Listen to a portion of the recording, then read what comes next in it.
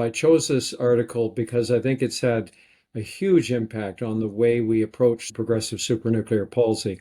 Up to this point, it was gradually being recognized that the phenotype of progressive supranuclear palsy was very limited. Only about 25% of patients who die of PSP or die with the pathology of PSP actually have a diagnosable phenotype when they first present to a neurologist, and only about two-thirds of patients at the time of death have an accurate diagnosis of PSP that correlates with the postmortem results.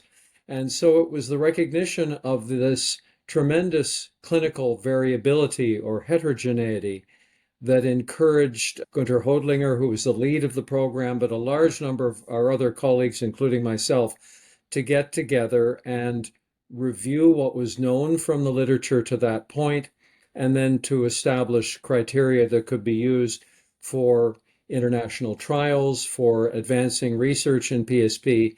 And I think this really has changed the playing field. This has changed the face of our understanding of the condition, changed the way we diagnose it early and late, and is already having a big impact on our approach to clinical trials with patients suffering from PSP. The criteria have been validated repeatedly.